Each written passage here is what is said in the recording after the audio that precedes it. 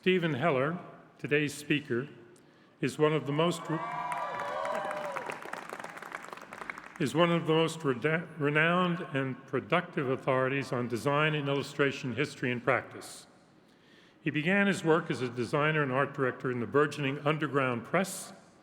The opportunities he created for himself in that wide-open publishing marketplace allowed him to work with and offer work to some of the most interesting artists and designers, and they in turn stayed engaged with him. His abilities, his energy, and his ubiquity rapidly led him to the New York Times, where for more than 3 decades, he was an art director and change agent for the op-ed page, and then senior art director for the book review. In 1984, Marshall Arisman invited Steve to return to SVA to teach the history of illustration. And so began a remarkable conversion, his enormously impactful, ferociously energetic academic career. So many members of our SVA community maintain multiple careers, but Steve's accomplishments are truly unique. After teaching in Marshall's graduate illustration program, Steve was moved to co-create SVA's MFA in Design program. He and I have been working productively ever since. It is a relationship that I cherish. He found that work so engaging and valuable that he helped create 5 more graduate programs in the years that followed. Steve has conceived and curated exhibitions and early morning, wrote weekly, monthly, sometimes daily submissions for national and international magazines, journals, newspapers, and his blog, The Daily Heller. The books which flowed from the regular writing and collaborating, many dozens to date, form a singular library engaging a broad spectrum of our visual culture and history.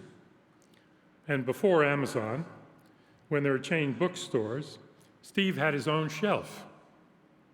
Steve has been inducted into the Art Directors Hall of Fame, the One Club Educators Hall of Fame, and has been awarded the AIG Medal for Lifetime Achievement, the Eric Carle Award, the Smithsonian National Design Award, and our own School of Visual Arts Masters Series Award. It's my pleasure to introduce Stephen Heller.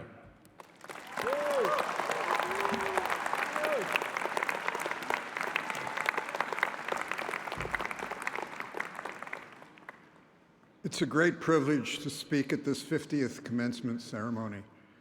Thank you, President David Rhodes, Provost Chris Cyphers, the Commencement Committee, SVA Board of Directors, and the Greek chorus of my colleagues, collaborators, and compatriots sitting behind me. I'm pleased to doff my hat to the class of 2025.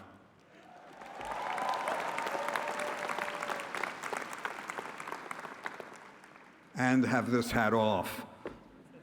Congratulations to you honored graduates, proud families, significant pluses and plus twos, and loyal service pets. Soak up all the joy on this your special day. I've been asking myself, why am I here at Radio City Music Hall instead of Bad Bunny or Ariana Grande?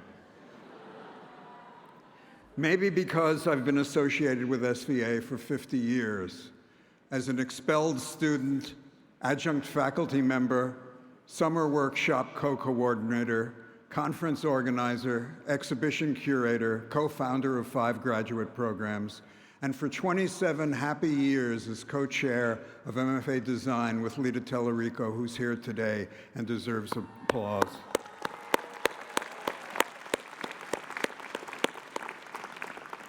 As David said, for many of those years, I did these and other art and design jobs while working almost every day as a senior art director at the New York Times. I've been a recovering workaholic for as long as I can remember. I've attended 24 commencement exercises, hugged and or shaken the hands of 300 MFA design grads, and appeared in multiple terabytes worth of selfies and photobombs. It's been a gift to listen to the words wise and true of our extraordinary commencement speakers, And here are just a few of the many notables. Representative John Lewis, who as a young man living in the Jim Crow South, was leader of the Student Nonviolent Coordinating Committee, SNCC, an organizer of the historic 1965 Voting Rights March from Selma to Montgomery, Alabama, an associate of Martin Luther King, and ultimately the ranking U.S. congressman from Georgia.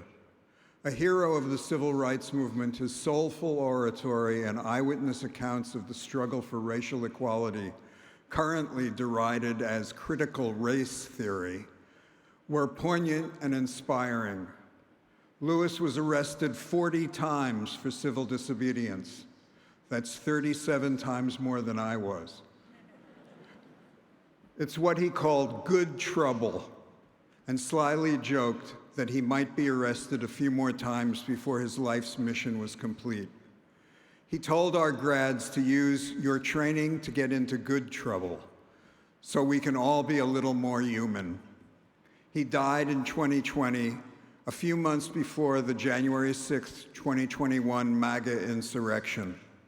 On that day, a rioter stole a framed photograph of Lewis from Nancy Pelosi's desk. It was never returned. The thief was pardoned along with 1,500 others by Donald Trump.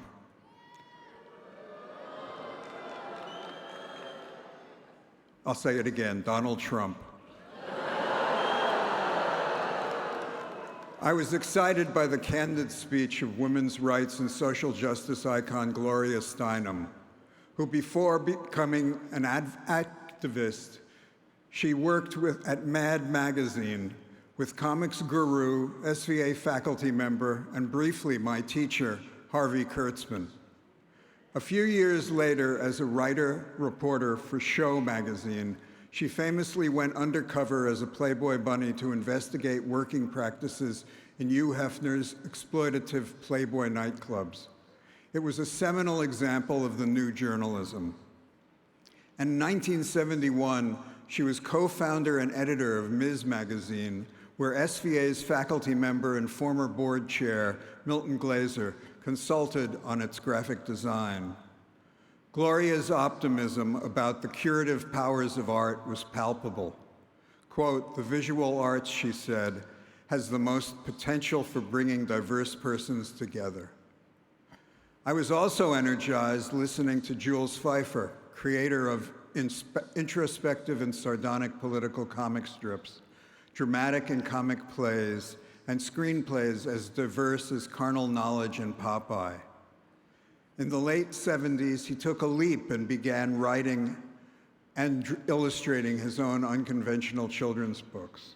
The recipient of the 2005 SVA Masters Series Award, Jules spoke to us about busting social taboos with satire, lampooning political hypocrisy, and employing the power of wit to outwit the powerful. Jules was my role model. I wanted to do exactly what he did, and although I never became a successful cartoonist, I did the next best thing. I was editor of his book, Jules Feiffer's America. Although he lost most of his eyesight to macular degeneration a few weeks before he died, this past January at 95 years old, he finished his autobiographical graphic novel, which will come out in the fall. Making his art is what kept him alive, so let that be a lesson to all of us. Speaking of comics, Art Spiegelman has not given an SVA commencement speech yet, but he taught the first ever Aesthetics of Comics class at SVA.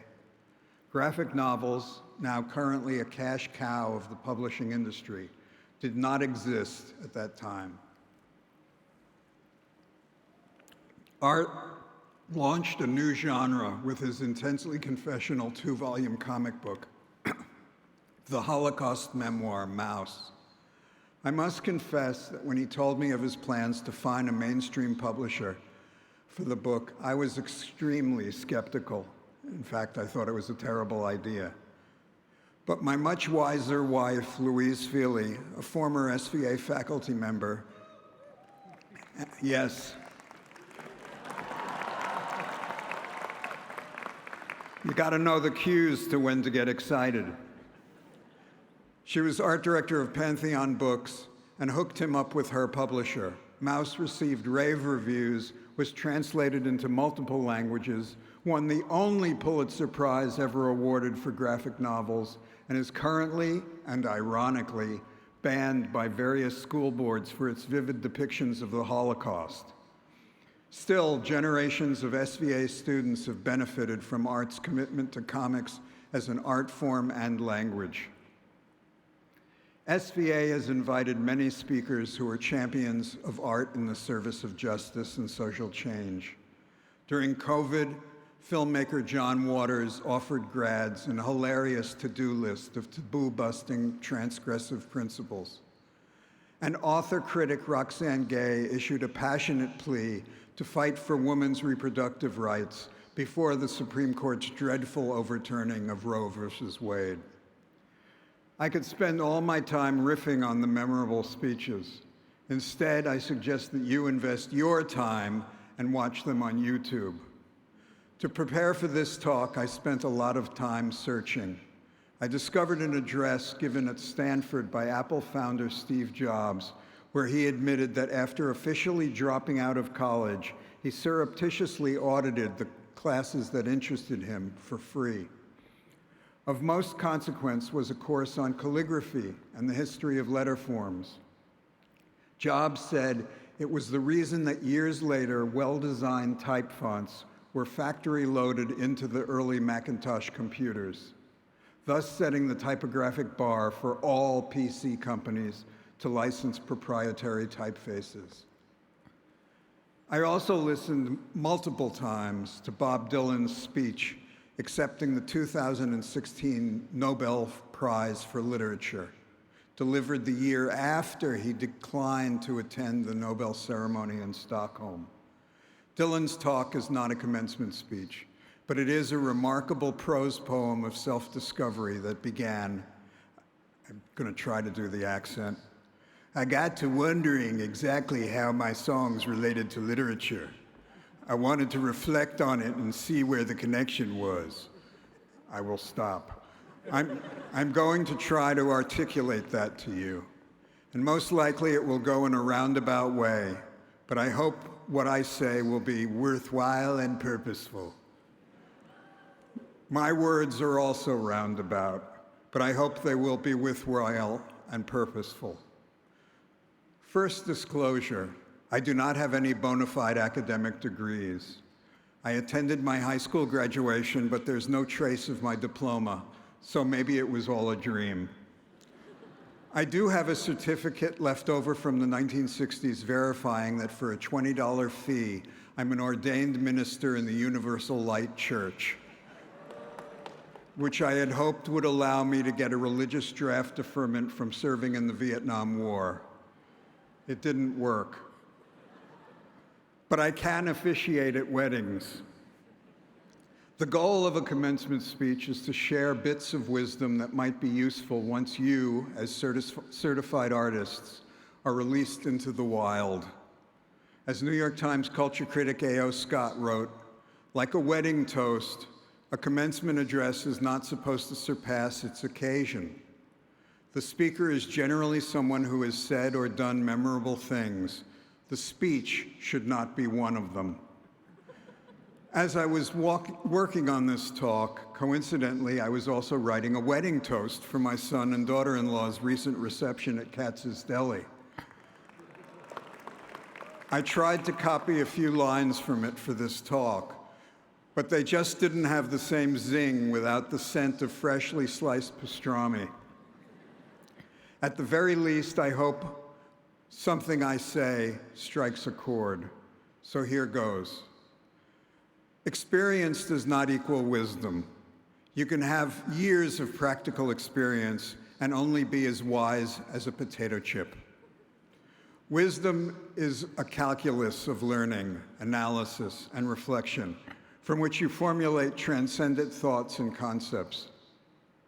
I have accrued decades of experience since I started working at 14 years old in the ad department of Bergdorf Goodman and for the next 60 years as layout person, letterer, illustrator, cartoonist, designer, art director, editor, author, lecturer, and educator. Say that with me. Yet, without a formal education, I have a classic case of imposter syndrome. I've been motivated by fear of failure. So the one bit of wisdom that sticks to me like gorilla glue is a quote from Eleanor Roosevelt, the most auspicious First Lady of the 20th century, who said, "You gain strength, courage, and confidence by every experience in which you really stop and look fear in the face." And emphatically she added, "You must do the thing you think you cannot do." I have done things I was never trained to do and subsequently learned to do them better from other people's helpful, sometimes stinging critiques. Gaining strength and courage is dependent on receiving reinforcement. It is the single most important validation that one can receive, and of course, give to others in return. A gallery owner once told me that whenever he reviewed an artist, he judged them based on the best work in their portfolio. As an art director and teacher, I've followed that principle. Even if I never gave the artist a job or the student a high grade, I always pointed to their best as a model for the rest, which shows respect and gives hope, and we all need hope. SVA has taught me that being an artist is about reaching a certain height and aspiring to go even higher, which I know sounds like one of our ad slogans, but a good slogan contains morsels of truth. I once toyed with the idea that this college be renamed the School of Visible Aspirations. Nobody went for it. In 1947, Silas Rhodes and Bern Hogarth founded the Illustrators and Cartoonists School, later shortened to C&I Art School, for artists to learn drawing and storyboard skills. It was generously funded by the government's GI Bill for veterans, a program that DOGE would certainly slash today. Rhodes aspired to expand the school, so in 1956 the name was changed to the School of Visual Arts and added courses on advertising, fashion, audiovisual, fine arts, photography, industrial design, and more. From this aspirational goal, years later was coined the slogan affixed to many of SVA's trademark subway posters, "Art is." And today that "is" includes various arts and humanities represented here and now by the chairpersons sitting behind me on this stage. And they deserve a clap.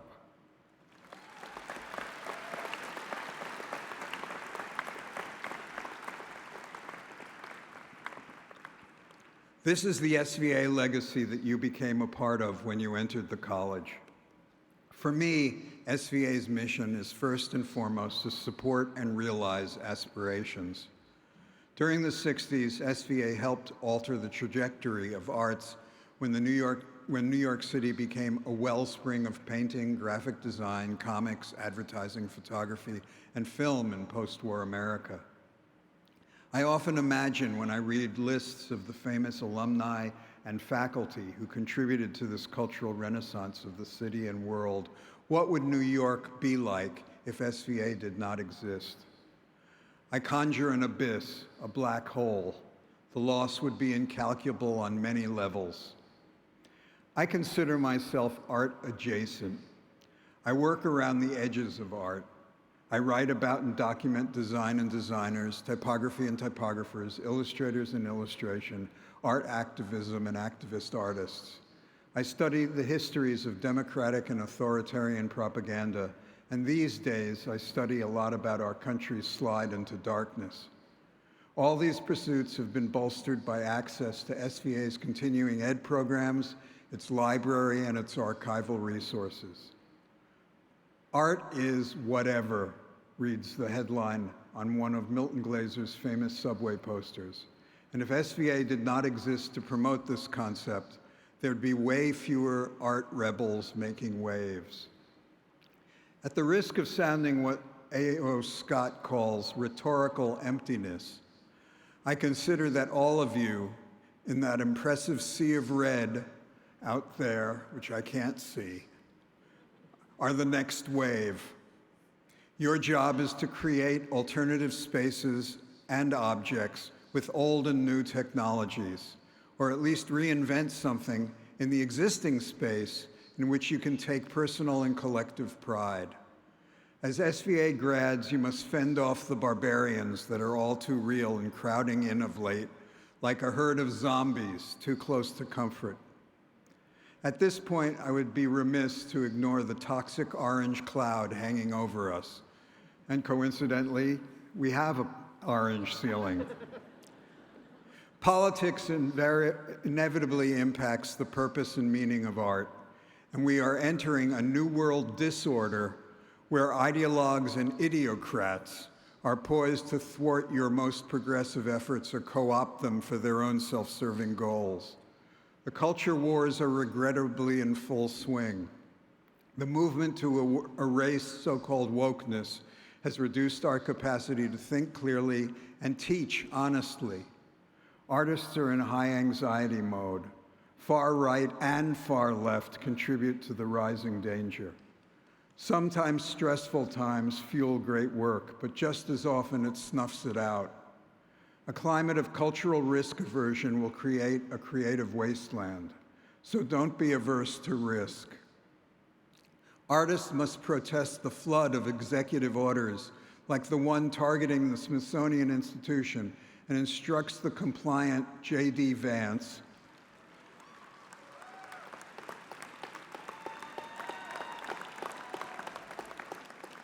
I hope that's not for J.D. Vance, but it instructs him to eliminate improper, divisive, or anti-American ideology from its 24 museums of American history, including those focusing on marginalized peoples.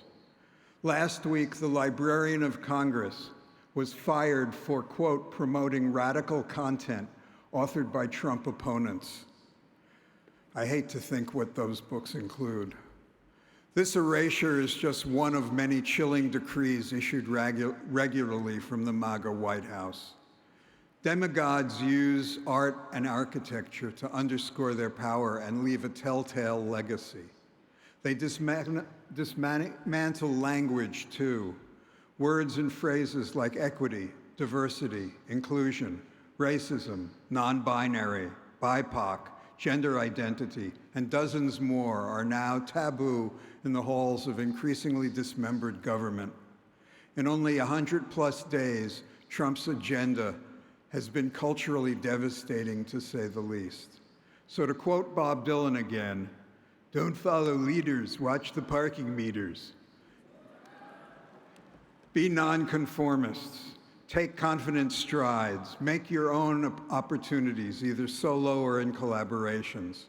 The graphic designer Paul Rand once wisely said, "Originality will happen or it won't. Being good is hard enough." Your job is to be good at whatever you do. And speaking of originality, my favorite quote comes from the early 20th century typeface designer Frederick Gowdy. He said, "Some of those old guys stole our best ideas." SVA is loaded with plenty of aspirants to lead the way out of darkness. Just scan the accomplishments listed each morning in SVA Today. Every day, some project, exhibition, talk by students and alumni offer alternatives to and critiques of the status quo. It's damn impressive. As graduates, it is your mission to continue the continuum.